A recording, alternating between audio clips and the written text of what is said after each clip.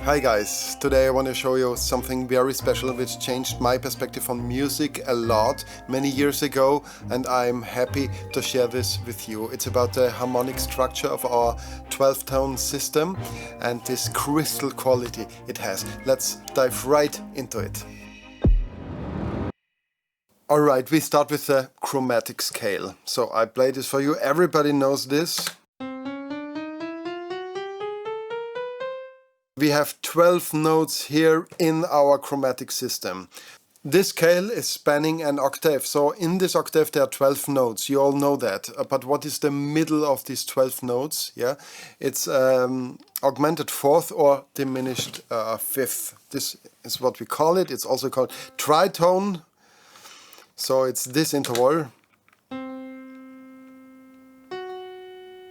This means it's an diminished fifth, and it's exactly the half of an octave. Yeah. Why is this important? Because it's the mark of the symmetry. Okay. What is if we take a quarter now? So we start to half even this interval, and then we have this minor thirds going on. So let's listen to those. Yeah, and with the last tone, it's the first one repeated in the octave. So we have 4 steps of minor thirds, and these intervals have all the same size. So it's exactly parting the octave in 4 equal parts. This chord has a name. Yeah, these 4 notes. It's called diminished chord, and the diminished chord is the core. It's the center of the symmetry. This diminished chord has the note names. It's C, it's E flat, it's F sharp, A.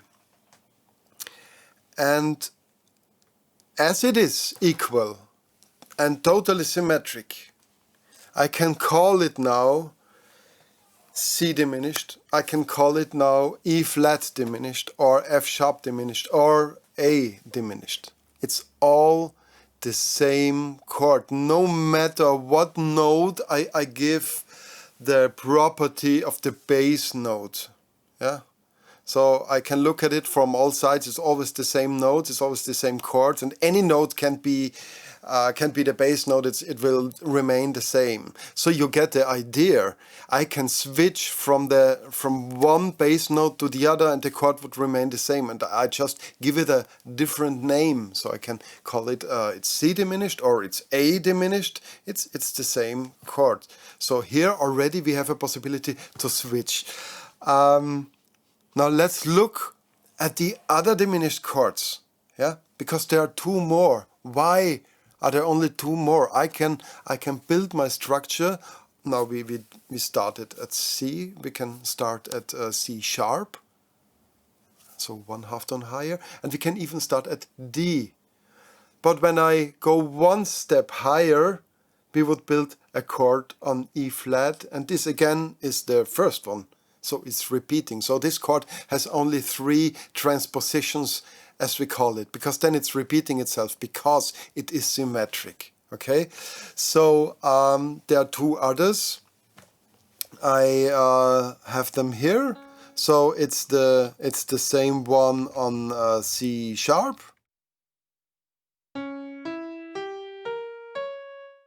And I have the one on D. So we have 3 diminished chords, and with each 4 notes. Alright? So every note is covered of the 12 notes. So this is the first one. That's the second one. And that's the third one. So you see, 3 by 4 is 12. So every note is a part of this of these 3 chords. Why is that interesting? The dominant 7th chord is very essential to music because it's has a function. It's pointing towards the home, as I love to call it. So it's pointing towards another chord. It's pointing towards the tonal center, which is really important because this chord has an urge to move. Yeah, it's not stable, it wants to go somewhere, and as music is a lot about moving and going somewhere, this chord is essential. To actually, I dare say most musical styles. Yeah, okay, not all this. That's Indian music, all this African music. They don't have it. But let's say the European music transition relies heavily on that, and also all the American pop music and jazz. It's very important, and all related styles. All right, so the dominant seventh chord. Let's listen to one also built on C now. Yeah, you know this sound. It's C, E, G, and a B on the top. The jazz people would now say there are only two notes being relevant for the function of this chord, okay? Of those four tones. So it's not the bass, yeah? It's not the bass note, but it's the third, not the fifth, and the seventh. It's the third and the seventh. Why? Because the third tells us, hey, it's a major chord. And the seventh tells us, hey, it's a dominant chord, so we need the 3 and the 7. All right, so I have them here. And now check it out. So a jazz piano player would play this in his or her left hand, relying that the bass player is having, maybe, if he or she likes to, is having the bass note. So it's sufficient for us to have these two tones, the 3 and the 7, to know it's a dominant, and everything else it's not required. And now check it out. These two function notes, as we call them, the 3 and the 7, they span a tritone. So they are a part of a diminished chord. So if we add now the other notes of this diminished chord, so if I have an E and a B flat, I could add the flat and the G. And then we have the diminished chord here going on. I'll play this for you. Yeah. First off, two function tones, then the two other tones of the four notes, and then all together.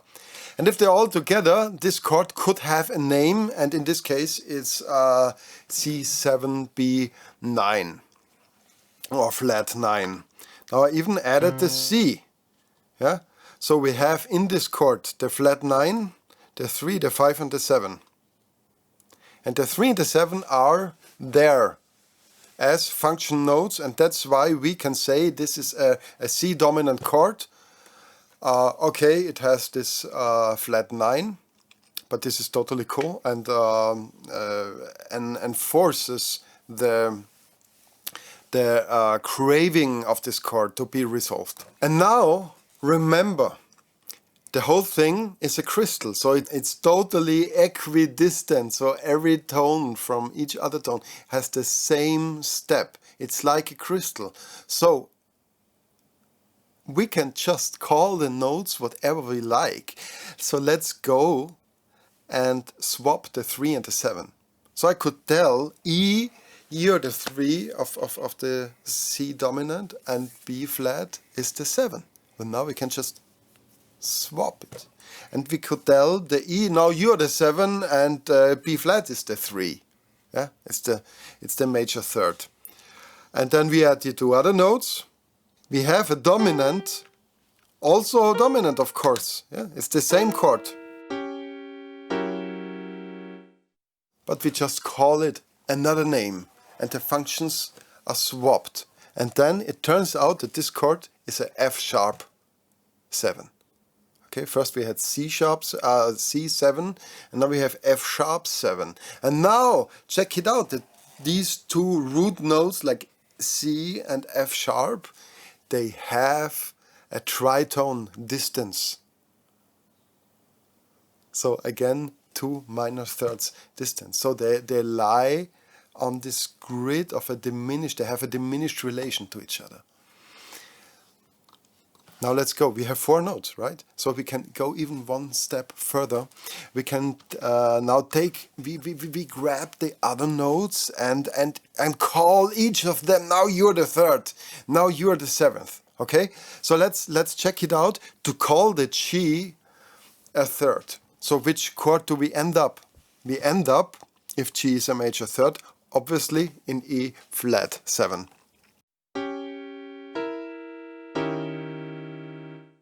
Yeah, it becomes a very distinct character as soon as we add this bass note to it.